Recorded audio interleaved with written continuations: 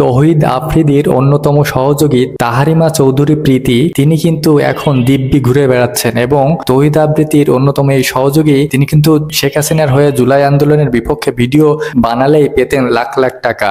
তো এইগুলো পৃষ্ঠপোষকতা দিয়ে এসেছেন শেখ হাসিনা থেকে শুরু করে তৌহিদ আফ্রিদি, এবং তৌহিদ আফ্রিদি এই যে জেলে যাওয়ার পরে তাহারিমা চৌধুরী প্রীতি তিনি কিন্তু দিব্যু নিচে গিয়ে টিকটক এখনো মাতাচ্ছেন। তো আসুন জেনে নি যে তৌহিদ আফ্রিদির সাথে আরো কে কে যুক্ত ছিল জুলাই আন্দোলনের বিপক্ষে এবং শেখ হাসিনার পক্ষে কাজ করেছেন এরা। এই তালিকায় প্রথমে যার নাম আসে সে হচ্ছে সুলাইমান সুকুন। হ্যাঁ, সুলাইমান সুকুনও তিনিও এই জুলাই আন্দোলনের ধামাচাপা দেওয়ার জন্য তিনি কিন্তু অনেকের দিয়ে কন্টেন্ট বানিয়েছেন এবং তিনি নিজেও কিন্তু এগুলো নিয়ে সরব ছিলেন। এবং এরপরে আছে নিলয় আহমেদ সিফাত ও নাফাইসা শিফা, তারাও কিন্তু এই জুলাই আন্দোলনের বিপক্ষে এবং এই কোটার বিপক্ষে কথা বলেছেন এবং তৌহিদ আফ্রিদি থেকে টাকা নিয়েছেন। এছাড়া যুক্ত ছিলেন জায়েদ খান, RS ফাহিমও যুক্ত ছিলেন এবং জায়েদ খান জুলাই আন্দোলন পরবর্তী সময় তিনি কিন্তু আমেরিকায় পরে ডুব দেন এবং ভেগে যান। তো তারা কিন্তু এই টাকা নিয়েছিল তৌহিদ আফ্রিদি থেকে। এবং সিয়াব নয়ন এবং রাফসান্দা ছোট ভাই তারাও কিন্তু এই জুলাই আন্দোলনের সাথে যুক্ত ছিল এবং তারাও কিন্তু শেখ হাসিনার হয়ে কাজ করেছে। পরবর্তীতে